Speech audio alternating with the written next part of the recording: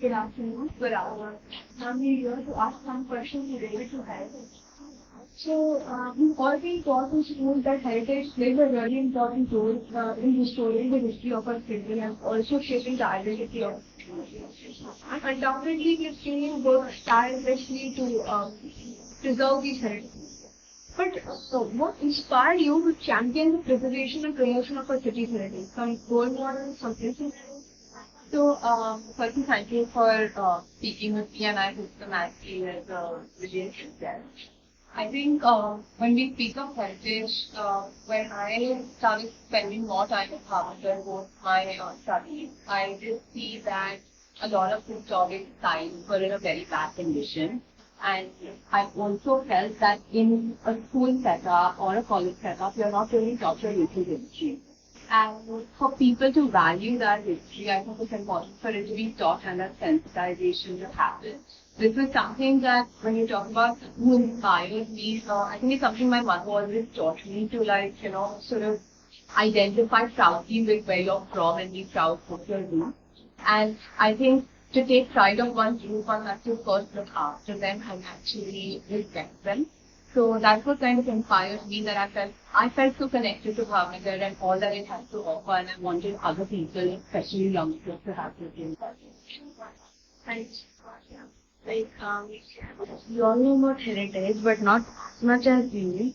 So, talking about the development of heritage and promoting heritage in our city, how do you think that heritage plays an important role in shaping the future of our city next 25 years? So, I mean, this is something that we're actually seeing firsthand, how badly development is taking place in Bhavnagar. You see roads are dug up, potholes there, and as an informed citizen of any age group, I think it's important to be aware and be proactive and actually voicing these things.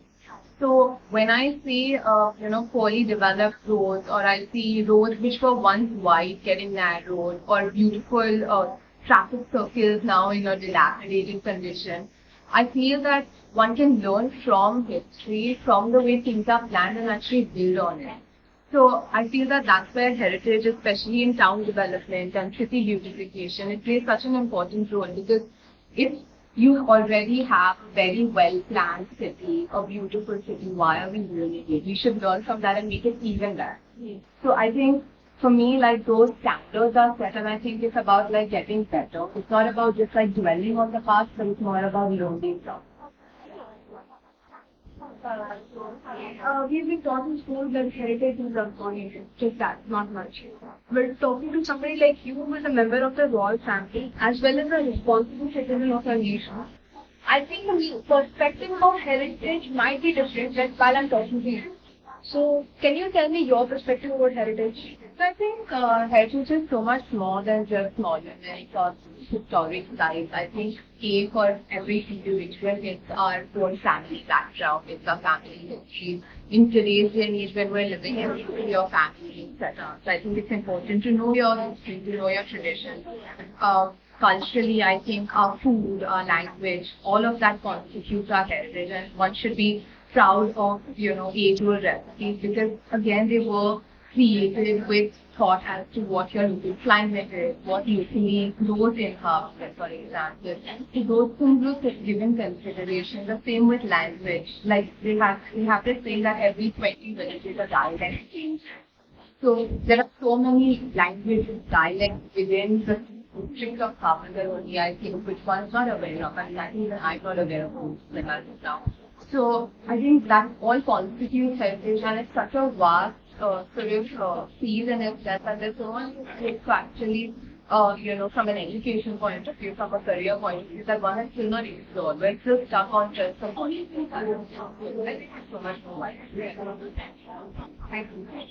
And talking for the development of a city, you and your team might be having many of the heritage sites and many of the events and all. So can you please tell us about some of the recent events that you are planning to, and that we are doing this now. So we took up, of course there are a lot of historic sites which we try to spotlight and sensitize people to, and also make them more welcoming for people to actually come and like enjoy, especially the outdoors. But over the last 2 years, I've been working with a few people and who just inform citizens of Bhavnagar on Barton Library. And not just the restoration or actually the upkeep of it, but also to encourage more people to read books and to engage with the library and its resources. So part of that, we have been conducting a lot of events. Like Saturday, we have something called a book review, which is for students. So what led us to start this was I had a lot of people in my age group complaining about how, we can't read an entire book because attention spans are so less because of, you're so used to your Instagram reels, which are all 30 seconds, 1 minute. So you're in this instantaneous generation and instant gratification. So I think we kind of are like sort of falling behind on actual in-depth reading, and we don't realize the other benefits that it has, such as increasing our attention span. So I think especially for students this is so important because one, when you read fiction books, that's where creativity and ideas come from. And when you read non-fiction, you get inspired by poetry and you get inspired by people who have already contributed to work in various fields. So I think reading is so important, not just, an article on the internet, but so much more depth that one can get from books. So the idea of the book review was that, students come, you get a book of your choice. It can be fiction, non-fiction, any language of your choice. And you really tell us why you like that book so much, express yourself. So what we feel is that it kind of it sort of encourages you to express yourself and really channelize your grammatical skills in whatever language of your choice. But I think it also encourages people to read more and to engage with the library. So that's one of the upcoming events that we're planning, and we're also hoping more people come to places such as Barton Library and actually sort of engage with their culture. The youth is the future of India, and it's going to rule India tomorrow in the next 25 years. So, not all of us are aware of the events which you have hosted and involved youth. So, can you tell us some events in which youth were engaged and how you made it? So, over the past 4-5 years now, we've had a number of heritage walks and events at various historic sites. Usually, these are in line with some sort of festival or, if it's Palace Day, for example, tour of the palace and really help people, especially students and youngsters, learn more about the architecture and the historic significance. A lot of times we've had art and other literature competitions even in the outdoors, such as Bhavnagar Raj Samadhi or a nature walk at Victoria Park. Again, our idea was to, one, of course, engage youngsters with these various historic and national heritage sites, but also take people out of the classroom and really, sort of learn more about their personal history, their family history, their local history. So that the next time you're crossing a monument in Bhavnagar, you're the one actually educating your parents and telling them, oh, do you know about this site? And, saying it with a matter of pride. Non-conventional ways to really teach the youth about the history. Yeah, absolutely. Because I think it's quite boring to just learn about things in a textbook format in your classroom, and you're already doing that with sessions. So I think it's important to get out and really explore places. And we're so used to exploring places when we're on a holiday or visiting a place, but we sort of neglect the places which are in our own sort of radius. Conducting heritage events, you might have collaborated with many of the local artists, historians, and many of the institutions. Would you just tell us some of them you have collaborated with? And so obviously this is in a varied format. We've had a lot of events at the library with professors from Bhavnagar itself, such as art. So then we've also, we've also had collaborations with organizations based in Bhavnagar, such as Via Young Indian Bhavnagar or Shippage Art Center. for various school touches jobs as well. But I think we've also, over the last year, we've had two very special workshops.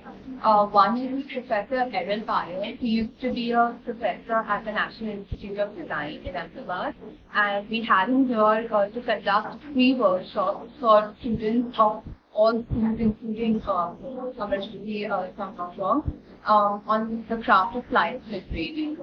Similarly, we had a Padma Shri awardee winner come and conduct a weekend-long workshop on Matani Pacheri, which is again an age-old craft of Gujarat. So, I mean, I think arts and crafts are such an important part of our heritage, and I think when we collaborate with people, especially from outside Bhavnagar, one gets to learn and share so much more knowledge and exchange ideas, and that's what we tried to do for the last year, and we're actually planning some more workshops this year as well. Personally talking about myself, I've been to many of your intact events and some heritage-related events, and I've seen you working there, organizing everything. So, what kind of impact have you seen from your efforts so far, especially on the community, the education, and yes, tourism also, because Neelambag, along with the heritage site, is also a tourist site. Absolutely. So, I think impact related, obviously, it's not so much quantitative, at least for me so far, it's more qualitative. And over the last 2 years, we've worked a lot on building our website and a magazine last year, both of which are focused on really bringing the community and involving people of Bhavnagar with their heritage, sharing stories, oral histories, and I think that's when impact really kind of plays an important part, because we spent so much more time before that on really like the sensitization bit.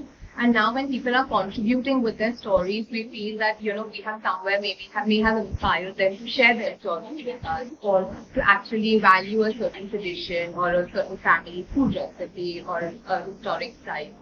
Where tourism is concerned, the way I work is we sort of help with like creating a lot of heritage walk routes. Of course, we have a palace tour in the premises at Neelambag as well, but with heritage walks and routes, what we try to do is make exploring sites more accessible to people who come from outside. So on the Bhavnagar Heritage website, we even have this option where you can take a heritage walk on your own. So even if you don't have a tour guide with you, or you don't have an local expert with you, you can actually just use that website page, which will give you the route, the Google Map coordinates, but it will also give you information on each side. So you can actually just like, you know, stroll around Bhavnagar on your own and learn about the historic sites. Ma'am, do you feel you got enough participation in all the events, like as much as you expect to progress? I think it's more event related, like dependent. So I feel that for a lot of students, events, activities, competitions, especially we get very good turnout because schools are very proactive, very supportive, I would say, and very involved with activities, and they want their students to come. So they make that effort and push on behalf of us to get more students. Where individual events are concerned, it's a little bit more tough because it depends on who the person is, who we're getting, how interested people are. So it's always a hit and miss, I feel. Sometimes, you know, a workshop works very well because people are very interested in learning about an art form or a dance form. But at times, you know, it may not fit the audience or it may not speak that well to somebody, and, you know, we may not have that great a turnout.